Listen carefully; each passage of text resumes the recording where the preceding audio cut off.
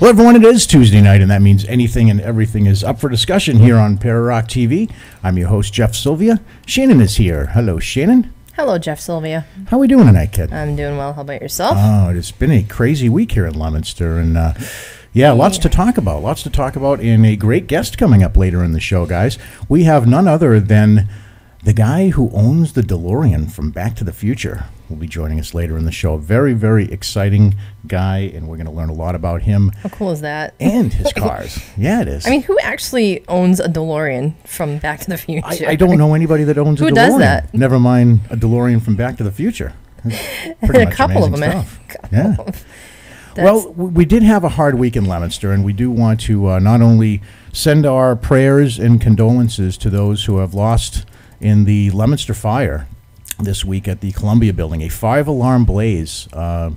Injured a couple firefighters, Shannon, and took down the oldest and most historical building in town. So it's been a very, very sad week here in town as we mourn the loss of the building. But luckily, as you can see in the photo, a lot of apartment buildings upstairs, and no one was injured, thank God. Not a single person, and there's one elevator, probably just one entrance and exit to get out of there. It's fascinating that 33 people at 10 o'clock at night were able to get out of there with no problems. But they are all homeless. It's very possible that building's going to have to come down. The picture you're looking at, guys, is the back of the building, not the beautiful front of the building. I just wanted to make that clear because it looks like any old brick building from the back. But that's where the extent of the damage was visible from the back. They had to actually tear that wall down in order to access some of the stuff to put the fire out. So tragic. I was devastated. The town's first hotel, first tavern, and the oldest bar that was in Leominster up until less than a week ago. So. And lots of stuff underneath it too. All those tunnels and stuff they talk about underneath. We had the town newspaper there, an insurance agency, a very, very upscale boutique, the tavern that was owned by the Romes that we're friends with, a barber who was there for over 40 years, many, many other businesses. A furniture store was in there. One of our favorite pizza shops was in there, Pizza Chef. Yes. And it's just a Leominster Arts Center for local artists to sell their artwork. It's tragic, not to mention one of Leominster's detectives was living in the building as well as another police officer. The story goes on. We were able to go down there yesterday briefly to try to salvage some of the items from the fire. I did snag a couple bricks that stink very badly, and Jeff's mad that I brought him home. They're in Ziploc. Well, the whole house smells like a campfire now, kid. At first it was the hallway. I'm coming up the stairs. I'm like, yeah, she hasn't boxed that up yet. It's still out in the open. And, I think if you stretch wrap it, maybe put in a little bit of a sealed bag, it'd be okay, right? Sorry. It's all right. It's part of history. But the good news is, guys, the Rome family is going to reopen the tavern next door in a newer building, of course, but they're already relocating the tavern. And they're going to try to restore the condition to as much as possible from the early 1900s look and feel of that tavern, if they can.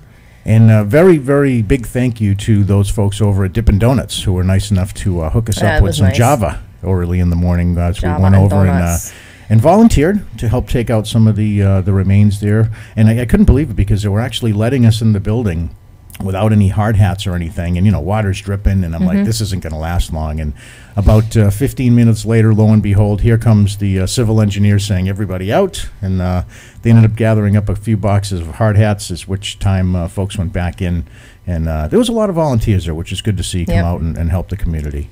Good stuff going on there. Still sad.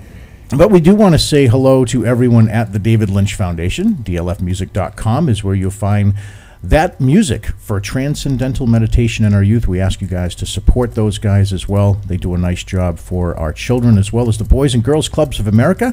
The Boys and Girls Clubs are the positive place for kids. Of course, you can follow us on Facebook, Twitter, and the new iPhone app, which is available through Ustream, as well as the Android app, which is free in the Android market for your handheld devices. And Shannon, we are a week away, kid. We are gearing up for the Bad Santa Pub Crawl in New Orleans. We're geared up. I think we're good to go. We are officially geared up. And Steph and Mitch will be there with us, as well as our friend Karen H. from Clinton. And I could not be more excited. We are so deserving of this vacation. It's not even funny after everything that's gone down. Between losing my grandmother and my dog and burning my hand and like all the other crap that's happened. Been a rough go. A rough go. We need a break. So we'll be out there for 5 days. I'm going to miss you guys, but not really. You'll see our updates, of course, on Facebook and pictures galore of things that we want to share with you guys because it's important. So. And what we won't be sharing, because I'm probably not going to end up wearing it, is the spider claws. Are you going to upload a picture? I okay. Picture. Look at you. There's spider claws. That is the coolest I do want to thank Wendy for coining that phrase, because Wendy was nice enough to name that on our Facebook page. I've had every reaction on that. I've had creepy. I've had gonna have nightmares. Of course, you think it's hot. I love it. I love that it's the second skin costume from head to toe, Spider-Man. It's just really, really, really cool. There's no openings of that costume anywhere. So. No. And what do you guys think? That's why, Jeff, you're not wearing it in New Orleans. Or should something be returned to the closet? What do you guys think in the chat room? We decided that you wouldn't really be able to drink easily out of that costume. No liquids in, no liquids out. That's not going to function. Not going to happen. And you're right, old hip. That's exactly the reason why I won't be wearing that costume this year. We'll keep that off the air. Yeah, it's just not going to happen. I love the way it looks, though. It's so cool. I mean, it really is. It's just really eerie, and I know that nobody else is going to be wearing that costume next week. No, but I know, and neither will I, unfortunately. I know. Because that's a little too hard to function in. I mean, drinkability has got to be part of the package here when it comes to that. So, New Orleans, I would think so. You can't even squeeze a Jell-O shot through that. That's no fun. So. I, on the other hand, will be in full costume. I did try it on last night and did not gain that much weight over the Thanksgiving holiday due to the fact that we went out to eat and did not have leftovers. So I'm feeling pretty comfortable with what I've got. I'm not going to say what I'm wearing yet. You're going to have to wait for the pictures. You haven't changed since the day I met you, my love. Oh, yeah, except for like 15 pounds. I love you very much. He would never say that. I do say that. I say that all the time. I say we may not be perfect, but we're perfect for each other, right? That's very the way it goes. Very sweet. Checks in the mail. All right, guys, coming up this Sunday, starting this Sunday at 6 p.m. here on PROC TV. Oh, really? It's the Ville. Yes, it is. It's finally happening. We want to congratulate Sean and Kat. They are married as we speak. Oh, that was quick. Yes. Well, it was in Vegas, so that's why I was very quick. I had no idea all this went down. They are in Vegas right now. They are officially man and wife. They have rolled out of the Elvis Chapel, and they're going to be coming to you. Poor cat. Yeah. We love McLovin. We really do. And don't forget, guys, to follow us on YouTube. You can subscribe to YouTube, our YouTube page, and get all of your shows in their entirety, which is pretty cool. So then you can take us anywhere, watch us anytime. All right. Well, big news this Friday, of course, is Black Friday. The Black Friday mayhem hit stores everywhere. And, those are people fighting over toys, Shannon, with little children involved. I just want to know how you guys feel about it. And Shannon, how do you feel about Black Friday? I feel that I don't have to be there, so it's not my problem. I know that people can get significant savings by waiting in line for these gadgets, but that's not my style, personally. I'd rather just order everything online or get gift cards for people. And that's the thing. People are ordering stuff online nowadays, so it does make it, I don't think it's as bad as it was years ago when you had to go to the stores to purchase stuff. A lot of stuff now, they'll have online-only deals, which is pretty cool, too. Yeah, but you know what? Remember the Cabbage Patch Kids and how many people got hurt over those dolls that were in the stores? People were trampling people to death. Oh yeah, of course the video game games. But the Cabbage Patch Kids go back all the way to like 1980. So I mean, this whole Black Friday thing's been crazy ever since then. Or Furbies, and Amy's right, Elmos and Furbies, and all. There's always one damn toy that drives everybody over the edge. Obscure reference. Michael Johnson put a link up on my Facebook page, and I didn't have the heart to put it on for you guys, but there are people that actually will take a dump in the middle of the store And there's you been gotta go that bad? Yeah, there's more than one report of people that just refuse to leave the store for any reason. Those are the ones that are elbowing little children out of the way. I think those people should be taken out immediately, Shannon. That's what I think. I think they should be the first ones to go. That's weird. I didn't hear the story about the dump. I'm a little concerned hearing that. It's a little gross. It is. It's horrible. It just really reminds me of what happened to my grandmother when she was working at Walmart and how upset she was.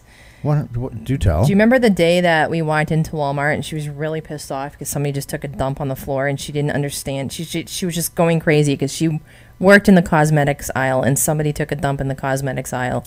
That was her territory, so somebody marked their territory. She was very, very upset. Just thought that only happened around Black Friday. She was just fuming, literally. Wow. Wow, that is bizarre. Yeah.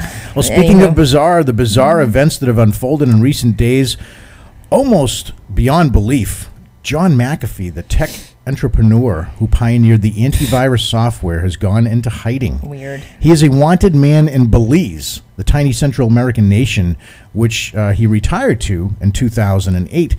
McAfee, 67, has been reportedly tangling with Brazilian authorities for months when his neighbor, fellow American Gregory Fall, was found murdered at his home, shot once in the back of the head. Police immediately deemed McAfee as a prime suspect and have launched a manhunt for the eccentric fugitive. A brief history of McAfee's unique life and career. In 1987, the former NASA programmer, which I didn't know, and private sector software designer, he founds McAfee Associates, a company designed to fix computer bugs. He decides to create a company after his computer was infected with a Pakistani brain virus. In 1989, McAfee leaves Lockheed Martin, which is, of course, one of the major NASA contractors. And he left Lockheed Martin, where he'd been working to focus full-time on his company in 1989. He offered VirusScan, an antivirus software, to individuals and companies who could download a free trial, but they must pay for licenses and continued use. He publishes a book about computer viruses, worms, data diddlers. Say that 10 times fast. Data diddlers. Killer programs. Yeah, killer programs. I said kiddler because I'm trying to say diddler and kiddler at the same time. That's how you can tell this is a live show, folks, because we don't edit anything here. And other threats to your system. In August of 1992, he incorporates his company in Delaware, forming McAfee Associates, Inc. At this time, the company has 26 employees, and then in 1992, the company goes public, selling 2.6 million shares and raising over $40 million. He is now in hiding and is, nice. Let's just say he's unavailable for comment, Shannon. What is wrong with rich people? I don't know, kid. I don't know. Can you just live a normal life of calamity for once? I just don't understand it. By the way, I bought a Powerball ticket tonight. How much is Powerball? I was getting milk, and the guy talked me into it. How much is Powerball? It's a lot. It's a lot. Was it like... Really? 500 million, our guest is telling us. 500 OMG. So, of course, the clerks were telling me what I need to do with my money if I won, because obviously I was the only one in line, and this went on for a long time. But that is amazing. I would get out of here. I'd be gone. What would you guys do in the chat room with $500 million? What is the very first thing that you would purchase with your share of the 500 mil? Let's see what they're saying there. Anything? What do you think? Mitch says his luck he'd have to split it with someone. Mitch, I have a feeling you're probably right. A new pickup truck from The Godfather. Yeah. There we go. Oh, yeah, Nathan. Yeah, right. It gives him to some fellow chat roomers. Hey, true story. True story. Back in 1990, I think it was either 1990 or 1991, I hit the Mass Millions with 5 other people. That was the good news. It was $5,000. The bad news, we were one digit, not one number, one digit away from $13 million. Oops. Talk about mixed emotions, lucky kid, 13. Huh? Yeah, lucky 13. Yeah. All right, guys, when we come back, your Facebook fan photos of the week, and yours truly, Shannon Sylvia, asks, as only she can, who does that? Yay. Stick around. You're watching Up for Discussion here on Pair Rock TV. We'll be right back after this. The show is brought to you in part by Shea Cakes, fondant cakes, buttercream cakes, and cupcakes for any occasion. Yummy and delicious signature cupcakes only found at Shea Cakes, 31 Middle Street, Leominster, Mass. Visit them online at www.sheacakes.com or call them today at 978-840-4343.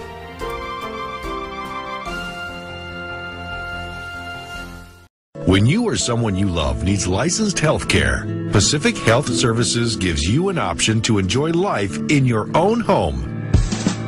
Licensed RN and LVN nurses come to you when you need them. Physical, speech, and respiratory therapy are only some of the specialties that you can now get in the privacy and comfort of your home, along with diabetic, trach, and cardio care. Certified by Medicare and accredited by the National Joint Commission, Pacific Health Services are there every step of the way to make your home health easy and carefree.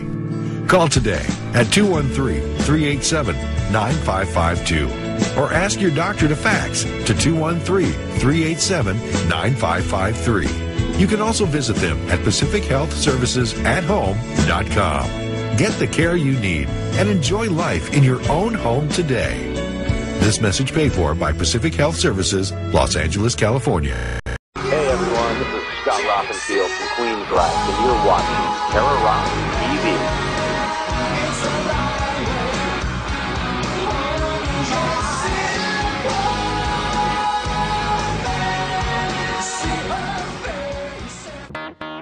And now back to Up for Discussion right here on Terror Rock TV.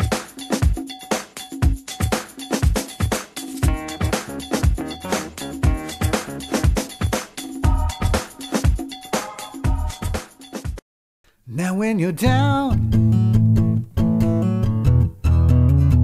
and feeling bleak, oh baby, it's time for the Facebook fan photo of the week. Yeah, yeah, yeah.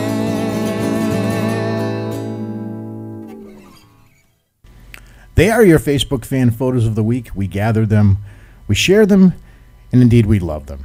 Our first Facebook fan photo comes to us from Sarah in Denver, and it is indeed a sad day, as we were going to report last week. The Twinkie is now officially a thing of the past, Shan. That is so photoshopped, it's not even funny. There's no more Twinkie. That is the official Twinkie funeral. It's not an Associated Press photo. It's from Sarah in Denver. True story. I didn't even get a chance to tell you this. My mother showed up at the shop today with Twinkie molds. Oh, no. And a recipe to make my own Twinkies. No way. I have 24 Twinkie molds. They're small square molds, and she wants me to try this tomorrow. You're going to make the Shan Twinkie. I'm going to make twinkles at Shea Cakes. Twinkles. Oh. Yeah. Or Shankies. Shankies. Dippin' Donuts, Dunkin' Donuts. Shinkles. Yeah, no, and you know what? And I heard on the radio somewhere that they may still manufacture the Twinkies. That just because they're in bankruptcy does not mean they're going to officially stop. Really? Wow. I did hear somebody breathe that, so it's a possibility that we're not all doomed here. Yeah, Old Hip says, Dick Clark and the Twinkies dying the same year. Damn you Mayans. Yes, it is indeed the signs of the end of the world. They're coming to us soon. Our second Facebook fan photo comes to us from Kevin in California, and you guys laugh at cheerleaders that are guys. Yeah, the caption below that says, how many fingers am I holding up? But I didn't want to put that on the screen, Shan. Everybody's smiling. Everybody seems to be happy. That's awful. It is awful. But you know what? Male cheerleaders are people too, Shan. Right? Isn't that true? I don't know what to say to that. I just don't. I was a cheerleader, but they still annoy me. Yeah? They do. Were you a cheerleader that did stuff like that? No, but it was all girls. So all girls, we were holding each other up, but usually by the bottom of someone's shoe, not my hand on someone's butt. Once in a while, guys, we got to recycle one, and this one is worth recycling. Sometimes you just have to do it. And, of course, not the Twinkie, because that was Peter Griffin that had the Twinkie God, but, of course, Homer Simpson, what does he like? He likes what? He likes Twinkies? That is the best.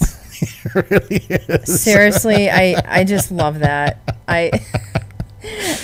That is a classic. That is a up for discussion classic that may appear from time to time here on our Facebook fan photos of the week.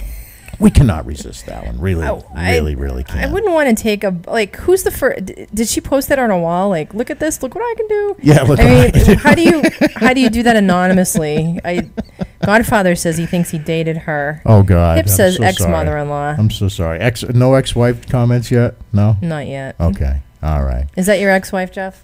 Yeah. That's the curse. That's what happens to them after I get rid of them. They get all Homer Simpson on me. Very nice. Yeah, there you go. That's hot, baby. Jeez. All right, guys. Now it's time for your favorite part of the show, and of course, it's Who Does That with our own Shea and Sylvia. Let's do it.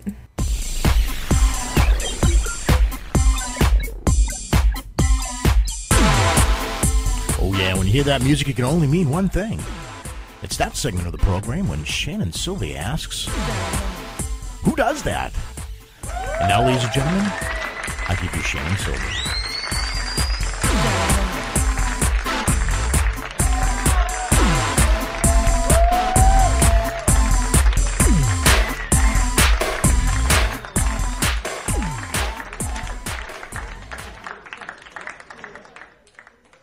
All right. Thank you for tuning in to the bestest, most amazing, highly rated segment of the show for Who Does That by the amazing, beautiful, talented Shea and Sylvia. More ratings than Howard Stern. Yeah. You've been coined America's sweetheart by our guest, you know. I think that's what we're going to call you from now on. When did he say that? America's sweetheart. Aw. Isn't that nice? He should live with me for a week. He'll change his mind. Is that the way it goes? All right. First story comes out of Stockholm, Sweden, if any of you didn't know. Sweden. Where Alexander Skarsgård's from, Jeff. And who's Alexander Skarsgård? The guy that you would replace me with in about 1.1 seconds. No, actually more like half a second, not even 1.1. All right.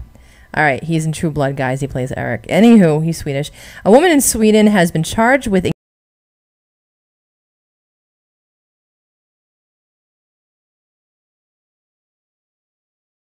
the dead, a Swedish prosecutor is saying. Oh, my. Police found a full human skeleton, skulls, and a box containing other human bones by chance after responding to a call saying a shot had been heard from her flat in the city of Gothenburg. OMG. So they discovered CD-ROMs titled My Necrophilia in her apartment and My First Experience and photographs of the woman engaging in various sexual activities with a skeleton, says a court document. Wow. A woman has handled the bones. The woman has handled the bones in a shameful and unethical manner. She is interested in the dead, prosecutor Christina Ehrenboe-Staffas, I'm just saying, told Reuters. She has pictures of morgues, churches, and graveyards. And you thought ghost hunters were weird. Yeah. A 37-year-old unemployed woman has been accused of selling human bones to an artist in Uppsala in eastern Sweden over the past summer. She said she bought the bones, which were around 50 years old or more, and from different parts of the world, over the internet for historical purposes, says the purchaser, and it's not, and says that is not in her photographs. Her trial is going to take place next week. She faces only a maximum 2 years in prison if found guilty. Who does that? Wow. Gross. I've dated some skinny chicks before, but... Wow. Why can't you find a guy with a pulse? That's sad, and this is obviously a mental illness. Yeah, that is kind of weird. I don't know how anyone can be attracted to that. It's just absolutely disgusting. And she's, what, how old? 37? 37. Poor I mean, you know thing. who else does that, Jeff? Poor thing. That Quagmire. Oh, he likes cold bodies. Anyhow. Yeah, you could have a whole show on Quagmire. Alrighty. Second story, of course, comes out of the United States from Moscow. We all know where that is. Russian authorities say a woman with 5 children kept her husband's body in their apartment for almost 3 years. The problem is he had been dead. We got a for theme 3 going years. here, Yes, don't we we, have kid? a theme going. You're very smart. Oh boy. I don't know why it's not Halloween anymore. Remember the dude that they found on the porch? I still can't get over that. Oh last story. yeah, the Halloween story where the guy, the postman thought it was a prop, but it was a real dead body on the porch. So he just walked right over it and delivered the mail, and the guy had been dead. That's and the guy's classic. last name was Porch. Yeah. I kid you not. I kid you not. I could barely breathe when I read that that's story. That's the thing, folks. We don't make this shit up. Who has a last name Porch? Never mind, dies on one. All right. So, anywho, prosecutors in the central Yaroslavl region said the unidentified woman, described as a devout Pentecostal Christian with a psychiatric record, was so distraught when her husband died of natural causes in 2009 that she believed he was bound to resurrect. Okay. I have a feeling gas inside his stomach would cause that to be a problem at some point. An investigation was opened after the body was found in a dumpster in a plastic bag in July. So apparently she got fed up and just they had an argument. That's what it was. Maybe a slight stench. Yeah. The prosecutor's office said on Monday that the woman kept the cadaver in a bed in a room of her apartment and asked her children to talk to it and feed it. Oh, my God. How do you feed a dead cadaver? Oh, my God. And the officer says the two children decided to dispose of the body when the family moved to another apartment. Who does that? That's why the body was in the dumpster, because they were moving. That's, I think so both of these, bad. who does that story, Shin, do qualify for reality TV shows. I think that'd be tremendous. That's just bad. that's more than bad. Those poor kids, I don't know how old they are, and I wish I knew. I really, really, really wish them well. I hope that they get the help they need. Can you see the meeting when Mom's out? Yeah, Mom's at the store. We've got to get rid of Dad. I really can't feed him anymore. That's terrible. Oh, my God. Wow. All right, final story. You guessed it, probably about death and grossness. This comes out of Vienna, another European country way out there in Europe. Former ice cream parlor owner confessed in court on Monday to shooting, sawing up, and freezing both her ex-husband and her lover and burying them under the cellar of her store in Vienna. Wow. It's kind of like the meat pies that if you have, that dude was making. That's not Edward Scissorhands. No, that's not Edward. It's the other guy, Johnny Depp. Same thing. Yeah. Chat room, anybody? What was the Sweeney movie? Todd, thank you, Nathan. Todd, of course, Nathan knows he's the movie guru. We get the best chat room. And it's funny because I can never remember that. And how convenient is that she owns an ice cream parlor? Pooh. Her name is Estebaliz Carranza, a 34-year-old Mexican-Spanish woman dubbed the Ice Lady by Austrian media, told a court that both men had demeaned her and her ex-husband by yelling at her and making fun of her poor German, and her lover was unfaithful, so he deserved to die as well. Her lover was unfaithful.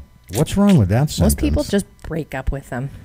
Wasn't she unfaithful to have a lover who then was in turn unfaithful? Her ex-husband, she killed him because I he love used to you, yell you at her. love her, she loves somebody else. Oh, man. So in both cases, she said she had shot her victims with a 22 caliber Beretta pistol, chopped up the body with a chainsaw, put it in a freezer at the parlor, and eventually buried it downstairs in the cellar. She told the court the nature of her husband, Holger Holtz, not to be associated with the famous Dr. Holtz, had completely changed after their wedding, and that matters had gotten worse when they were evicted from their apartment and moved into the ice cream shop, and Holtz joined the Hare Krishna movement. None of these are reasons to chop up your husband. Yeah, but he became a Hare Krishna. How weird is that? Okay, but no, that's not a good reason. He slept until 10 o'clock and came in at 11 o'clock. We had no ice cream. Damn him. He did nothing. He didn't want to get a grip, she says.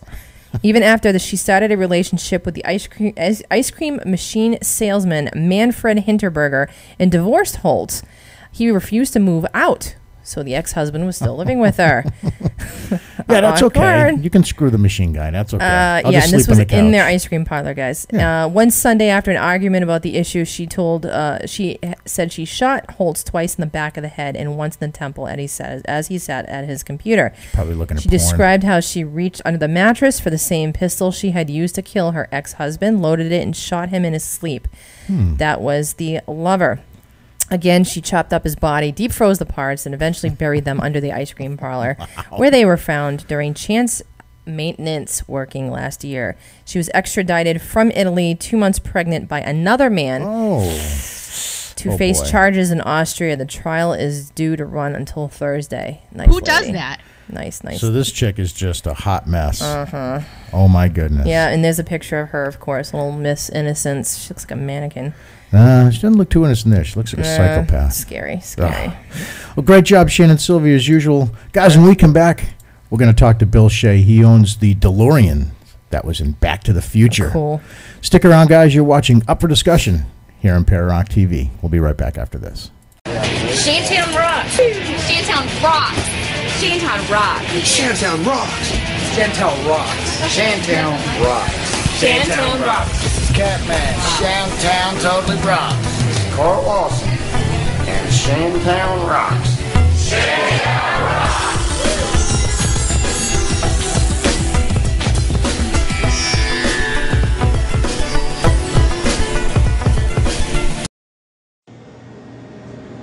It's not acceptable to call me a nigger.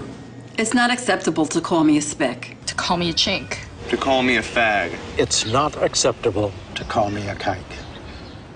It's not acceptable to call me a retard or call yourself or your friends retarded when they do something foolish. The R word is the same as every minority slur. Treat it that way and don't use it. Spread the word to end the word. Hi, I'm Bill Murphy from Dr. Fake Paranormal File. You're watching Pararock TV. Really? Oh, little pip. We have 200 of them. That's all it.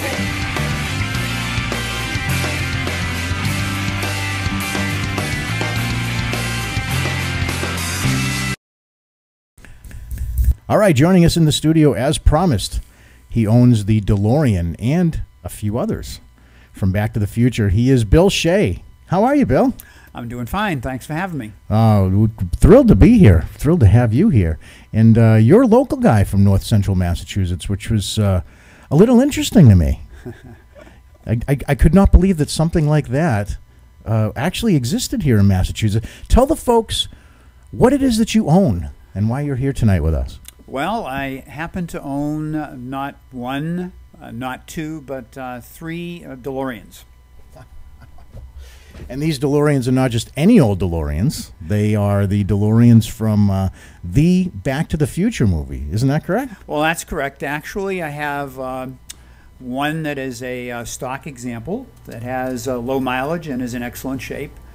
And if one DeLorean is good, then 2 DeLoreans are better. And so I have a second DeLorean that we have spent a lot of time and effort to create a actual tribute car, converted it to Back to the Future time machine. And then if 2 DeLoreans are very good, 3 DeLoreans mean that you have a very, very understanding wife. Yeah. And so last December, I made a leap of faith and purchased the actual hero car that was in the movie Back to the Future 3. Wow. Wow, that is very cool. And there's a shot of it right there, guys. And this is something that you've always had a love for automobiles. And you're a guy after my own heart because you've done some restorations in the past. You've worked with some pretty neat stuff. Yeah, thanks very much. I have always had an affinity for automobiles, and that's transcended to my son Patrick, who's my partner in all of the Back to the Future endeavors. And from the day that I turned 16, when I bought my very first car, I've certainly been in love with automobiles. Wow, very, very cool. And that's a photo I have up now of you and Patrick. Tell us about what the folks are seeing. It's the picture of you and Patrick, and it looks like there's a remote control that Patrick's holding. Ah, okay. Well, that's us. Is there a picture with 1 or 2 of the DeLoreans? Just 1. Okay, 1 of the DeLoreans. Well, that is a picture of Patrick and I, and he is holding the remote, which is absolutely 100% identical to the remote that Doc uses in the mall scene when he has Einstein in the Back to the Future time machine, and they're making a trial run around around the mall before they travel through time and go into the future. Very, very, very, very cool. We're going to have some comments from the chat room, obviously, and anybody, Shannon, that wants to chime in the chat room, feel free to do that. We're also going to throw up the call-in number if you guys want to call in and ask Bill any questions. The number is 213-784-0884. We'll keep the call-in lines open. Feel free, guys. Feel free if you're going to call in or shoot Shannon a private message with any questions that you might have or comments about the show. A lot of good stuff here. I do have to bust out a story, though, that I read on your website. Very, very intriguing. You had a little practical joke played on you by one of the local police departments. So tell us about that. Well, we sent the car away to be converted and restored. And so a year and a half had gone by when the car was actually not in our possession. And when we literally got the car back, that exact day we got the car back, we got a call from the person that was transporting it, and he said, we'll meet you in the Walmart parking lot at 9:30, and we said, okay, that's fine. About 5 minutes of 9, he called, and he says, happened to be a Russian guy, says, you come quickly to pick up your car, please. As quickly as you can, you come, please. And so Patrick and I jumped in our car, and we drove to the Walmart, and he had backed the car off of the transporter, and literally there had to be 30 or 40 cars that had stopped, and people were out of the car, and they were taking pictures of the time machine. And of course I hadn't seen my baby in almost a year and a half, other than many, many pictures of the updates, and sending Patrick out to Oklahoma where we had the conversion done, and Patrick and I had gone to Texas to assist with the restoration of the car. And so the very first time, the opportunity I had a chance to drive it, as I'm coming home, lo and behold, I get pulled over by a local police officer. And what had happened was my daughter had literally dropped a dime and said, hey, my dad's coming home the first time he's driving the time machine. Why don't you pull him over? So after we had a nice chat and we decided we were going to do a little photo op, so we had a little fun, and we did a couple of pictures, one of course with him apparently giving me a ticket, and then the second one literally with the car no longer there and him standing in thin air with the two traces of the fire. So wow, we had some fun with that. Shannon, any comments? Yeah, one of the people, one of our chatters just mentioned that in Jupiter, Florida, one of the there was a DeLorean there that had a license plate that read out of time. How about that? In her apartment complex. Wow. Yeah, and I would have that in Massachusetts, but the maximum number of characters or numbers you can have is 6. So out time happens to be more than that. So in fact, I always enjoy doing a little something extra. So one of the cars is it's called McFly 2. That's one of the license plates. That's awesome. And I was amazed when I went to the registry motor vehicles website, and I said, well, I'm going to put in for that vanity plate McFly. Well, lo and behold, McFly was gone. Oh. And I said, that's interesting. So I said, well, I'll put in McFly 1, and lo and behold, that was gone. So there were 2 other DeLoreans out there in Massachusetts who I have not met who have those license plates. Or you have a couple of people with the name McFly. That, yeah, and then the other car has BTTF, Back to the Future. Awesome. Very cool. Comment from Nathan. He says, you got a ticket for 88 miles an hour, I'm sure, right? Well, people ask me, what happens when you go 88 miles per hour? And I say, well, you get a moving violation. You get a ticket. So tell us about this jacket you're wearing, this get-up you have going on here. This is pretty interesting stuff. Yeah, tell us where it came from, and tell us a little bit about it. Well, being involved in the Back to the Future movement, I found that there is a tremendous amount of people who are infatuated by the movie, and it's not just the craziness of my son and I. In fact, it's amazing just how many people are involved, and now that we've got the cars and we've got a lot of accessories to go along with it, a good friend offered me this outfit, which is from the Institute of Future Technology. For those of you who went to Universal Studios, either in Florida or in Hollywood, they used to have a ride. and the technicians or the helpers that worked on the ride would wear this jacket, and they would have this tag on that said Institute of Future Technology, building yesterday's tomorrow today. So Awesome. I wear that with pride, and so this is the first time I've had the opportunity to wear it. I like that. Now, we're going to get into the conventions. We're going to get into what you have going on. But what I'd like to talk a little bit about is the restoration in the conversion that you guys did. What I'm going to show you guys is a frame-off restoration. And there's a photo of it in the shop. The body's actually pulled off the frame of the car.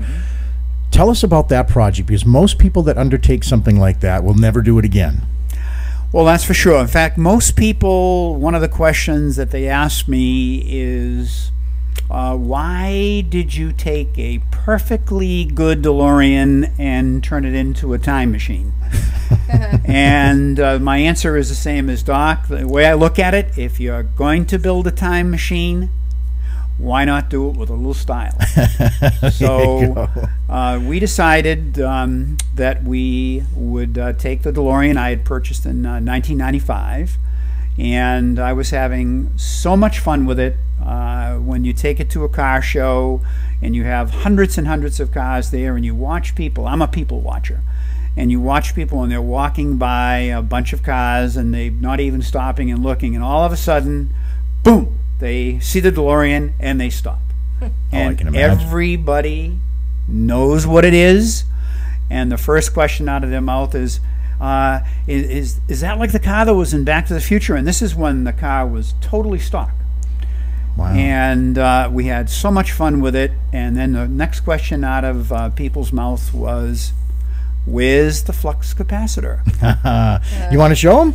Well, I can show them the flux capacitor. I happen to have a spare here because you know what makes time travel possible, and that is the flux capacitor. So here we go. All right, Mitch, pay attention. Not many of our guests are bringing their own props, never mind a flux capacitor. And there it is, ladies and gentlemen.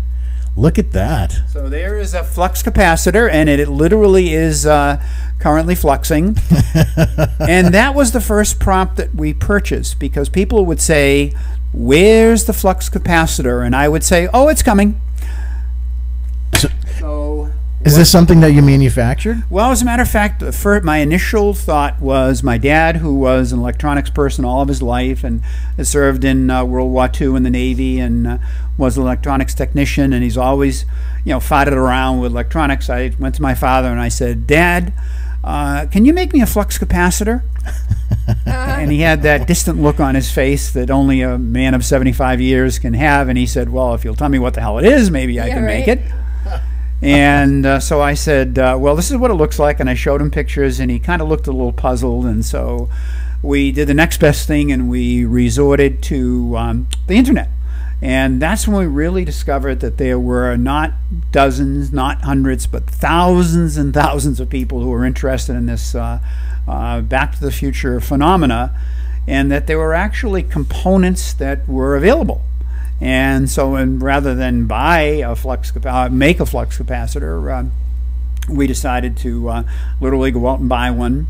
So then I plopped that in the middle, in between the two seats, and started the next year of doing, car shows and cruise nights, and people were absolutely blown away by the flux capacitor and said, "Oh, that's amazing!" And so we decided that, well, maybe it's time. So we made a conscious decision, looking over just how much work, time, effort, and what would the final product be in terms of redoing the car into a time machine, and decided that it was beyond our capability.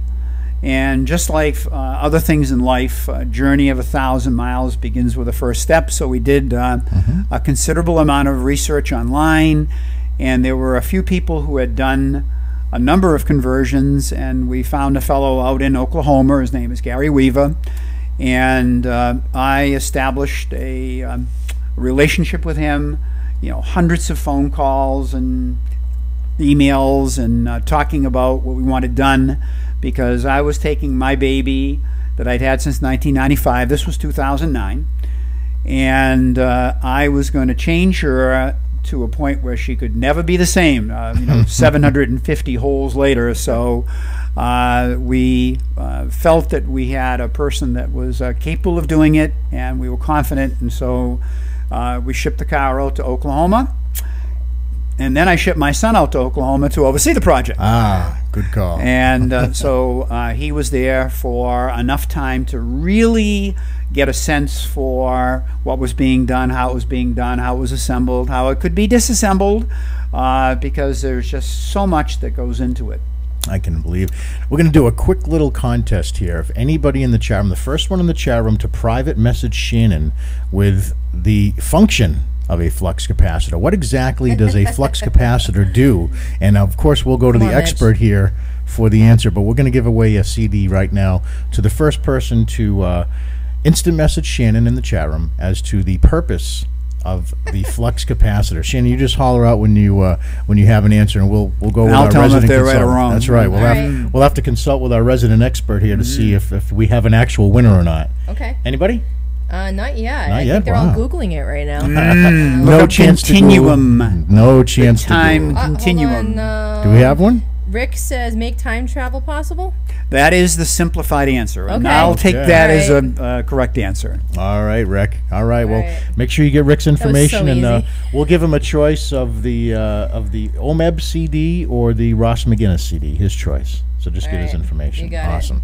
All right. And Shannon, obviously, if there's any questions from the chat room, feel free to chime in. But do you have one? Yeah, I got a question. Okay, go ahead. What came first, the chicken or the egg, Bill? That's a good question. Well, I always had a love affair with automobiles, but generally speaking, people will say, what is it that motivated you? Was it the car or was it the movie? Ah, okay. And of course, the car came out in 1981, and the movie came out in 1985 as the car was dying. And I would say it was the car first, because I happened to be working across the street from a DeLorean franchise. Really? John DeLorean, who was a real, true entrepreneur, a very, very successful businessman, a high corporate level official with General Motors in the 60s and 70s. Think of the GTO and the Trans Am. He was very influential in making those cars and designing them. Always had a dream that he was going to make a car of his own. And so he quit his job and set out and tried to find the right people and the right location. And I'm truly into that part of it, the history of the DeLorean. John looked around for a place to build his car. He looked at places in the United States. He looked at Mexico. And then he thought, my oh my, look at Northern Ireland. That's a trivia question, because when I ask people, do you know where the DeLorean was built? They always say, well, Detroit or someplace in the U.S., but the car was built right outside of Belfast in Northern Ireland, where John put many thousands of unemployed Irishmen and women to work. And we all know what was happening during that time in Ireland, Northern Ireland. There was strife, and the Catholics and the Protestants were at each other's throats, and unemployment was 45%. And besides that, the British government gave Big John $150 million to build this plant there. Yeah, I was waiting for the heart punch. There it is. Yeah, and Johnny Carson gave him $1 million. Sammy Davis Jr. Really? Yeah, invested in the company, and you know what they got? They got a DeLorean. And not a penny back on their investment. Kind of put a strain on their relationship. So John had big plans. He wanted to have 400 DeLorean dealerships in the U.S. because he knew that was going to be his primary market. And he ended up with 0 dealerships. That's right.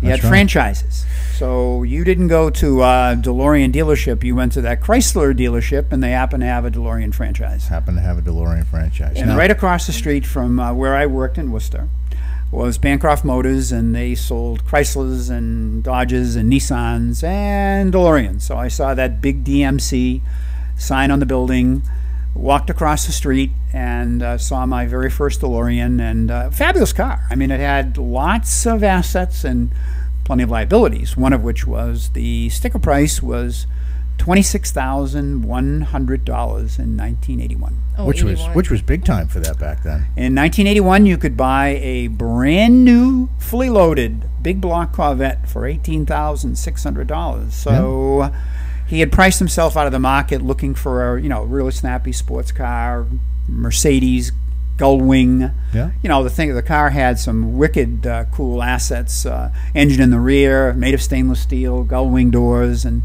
so on and so forth. And back then, we're talking houses. You could buy a house for $60,000 back then. Yeah. Pretty amazing. Well, needless to say, sales were not good, and then lots of other things intervened in John's life and in the life of the car, and the market collapsed, and within 19 months, they had stopped manufacturing the car, and many of them sat unsold on the docks, and the prices dropped. And I have the bill of sale for the stock example that we have, and the car was $26,100, and the person that bought it paid $18,000 for it. And right on the bill of sale, it said, "If the DeLorean Motor Car Company folds, then John Brown Chevrolet in New York will take care of the warranty," because they were on the rocks. And wow. Interesting, because of course it was about that time that Zemeckis and Bob Gale and all those wonderful people from Universal Studios were considering and writing the Back to the Future movie, and their first thought for time travel was actually in a refrigerator. A refrigerator, really? Really? That's fascinating. But then they realized that if they did that, kids would be climbing inside refrigerators, and so then they thought about a Mercedes, and they said that has a wicked look to it, and so on and so forth. But it was also a very expensive car, and so one of their employees, I think it was one of their lawyers, actually drove in while they were thinking about what to use, and they looked out the window and they said, "Look at that! How about using a DeLorean?" Wow! And therein lies the inclusion of that iconic automobile into the trilogy. I got to ask you, I mean, I've always known like Corvettes are not the most comfortable car on the road. Is it fun to drive? I mean, is it comfortable to drive? Do you like to drive them? Ask me, I will say absolutely. I really enjoy, in fact, I enjoyed it so much, Jeff, that when I sent my baby off to Oklahoma and didn't have the opportunity to drive her, I was kind of jonesing. So I looked around, and my son said to me, "Dad, why don't you buy another one?" Why don't you buy another? So we had a powwow with the family, and we looked around, and we found another DeLorean out of New York, and that's the stock example that I have. And so I was able to still enjoy to me, the thrill of driving the vehicle, and frankly, I know what it does. It draws a lot of attention, and I'm not afraid of that. You go down the road, and virtually everybody looks over you and gives you the thumbs up, and so on and so forth. And that's with the stock one. You can only imagine what happens when I drive the time machine down the road, huh? I can imagine. I can imagine. So what kind of, Bill, who have you met throughout your fascinating travels with these vehicles? Well, I met you. That is the #1 priority that I'm sure that has been on your mind for a long time. You had a look on your face when we met that very first time. And I did. It was a really weird coincidence how we met, because my neighbor at the bakery has been talking about you for months. And then all of a sudden, the artist shows up to use space in his car shop to paint the mural, the beautiful mural of course, the old, was it a town hall? It was a courthouse. Yeah. Courthouse, okay. You can say his name, Dennis Day. Dennis Day. Good guy. Good guy. Yeah. I've known him for years. Dennis Day on Facebook. He's been pinstriping my stuff for 20 years. Yeah. Talk about a fascinating artist. The guy's super. And I'm there watching him paint this mural that I had been hearing about all this time. And then, that same weekend or week afterwards, I show up to Comic-Con, and there you are with your vehicles. I almost hit the floor. And so, yeah, a small world. So you've met not only me, but of course you've met some other amazing people throughout your travels. I'm sure. I would say, first and foremost, the people that come by that, like at the Rhode Island Comic-Con, I swear we had 100 people come up and say, the only reason we came is because we know your car was going to be here. And that really makes you feel good. But in the course of doing some of the events we have, we went to the DeLorean show and convention in Orlando, Florida this year, we literally transported the hero car from Back to the Future 3 to Florida. And they had a large showing of DeLoreans, and a few time machines were there, and we got to meet an awful lot of very nice people. Bob Gale, for example, the producer and director and writer, and oh my God, what a super, super guy. We got to meet Goldie Wilson, and another absolute character and just a down-to-earth guy. Jeffrey Wiseman. We got to meet Claudia Wells, who was Jennifer, Michael J. Fox's first girlfriend, and lots and lots of other people who are enthralled by DeLoreans and enthralled by the Back to the Future. And so it's been a wonderful opportunity to interact, and the future's just begun, because the conversion was finished in 2010, and 2012 was the first year we really had the cars out at all, and so people have begun to look for us, and we've been asked to make a number of appearances in the past, and we're looking forward to doing some more of that in 2013. Well, pretty cool, because not only do you get the car enthusiast crowd, but you get the movie crowd, which is pretty darn cool. We've got just a couple minutes before we wrap up, but I want to ask you, what's coming up in the future? I mean, you do appearances with these things all over the country, which is just awesome. What have we got coming up? And we definitely want to talk about the foundation too, but let's talk about what's up in your future.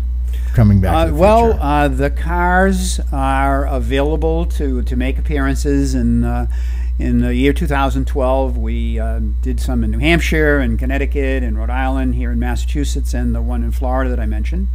And the cars are available for appearances, and if somebody's interested, they can look on our website, which is the 88 mile per hour 88mph-timemachine.com. That's right. We got the link right there at the bottom of the page for you. Yeah, that's great. 88mph-timemachine.com is where you can find out what's going on with the DeLoreans, what's going on with Bill Shea himself. Yeah, fascinating. I've got a question from the chat room. Michael asks if you make any money for your appearances with the vehicles. Well, we do make some money, but 100% of the profits go to the Michael J. Fox Foundation for Parkinson's Research. Very nice. That's awesome. So every dime that you make appearing with these cars goes to the Michael J. Fox Foundation. That is correct. That is fantastic. And not only for Michael J. Fox himself, Marty McFly, who is a tremendous advocate for Parkinson's, because he has Parkinson's, but also because of my affiliation with a very important person in my life, who was Dick Winters, who was the chief protagonist in the HBO series Band of Brothers. And I got to meet Dick back in 1995 when he was a very robust individual in his early 70s, and he was truly a millennium man. He was a person that I came to know and love, and he had Parkinson's, the initial stages of Parkinson's, and over the next 17 years I watched what it did to him. And so my motivation is not only for Michael J. Fox and all those people who suffer from Parkinson's, but also for the memory of my good friend Dick Winters, who passed away on the 2nd of January 2011. Wow. He lived to be 92, but I watched what it did to him. And so that motivates me, and the smiles that I get from people who walk by the car and enjoy seeing the car, and the questions that I ask, and I'll answer those questions 1,000 times a weekend, or if we're at a performance, but I don't mind, because I know that people want to know, and anytime we make an appearance, it's a very interactive appearance. My son and I both enjoy every aspect of the cars, and the feedback that we get from people. It's an amazing opportunity, and I have a lot of other vehicles too. I just bought the car that Tom Cruise used in the movie Risky Business. Really? Wow. Very, very, very cool. I have the car that Tom Cruise learned how to drive 5-speed on. And not the car that went into Lake Michigan. Thank you. Hey, Wow. my Jeep Very is for cool. sale. That's Very the car cool. that Shannon from Ghost Hunters used to Yeah, drive. another hero car. All right. Well, Nyack Mitch in the chat room says his company actually does contract research for the Michael J. Fox Foundation. Good so there is a connection. There's a connection here. And, geez, guys, it always seems to run so fast when we come up to the top of the hour. But our guest tonight has been auto enthusiast and owner of the DeLorean from Back to the Future, Bill Shea. Bill, thank you so much for joining us. It's been an absolute pleasure having you here. Thank you very much for having me. All right, guys, coming up next, it's the Paranormal Revolution here on Para Rock TV with Sean Litton and Eric Singleton. On behalf of our guest tonight, Bill Shea, myself, Shannon Sylvia, and all of us here at Para Rock TV. Until next time, good night.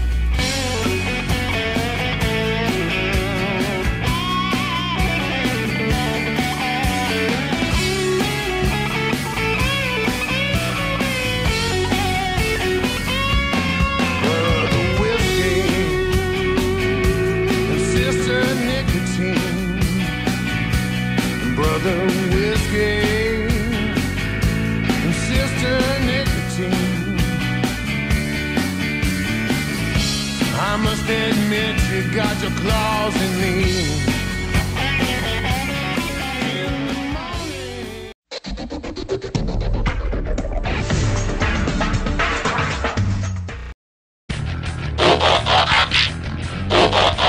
This is Para Rock TV.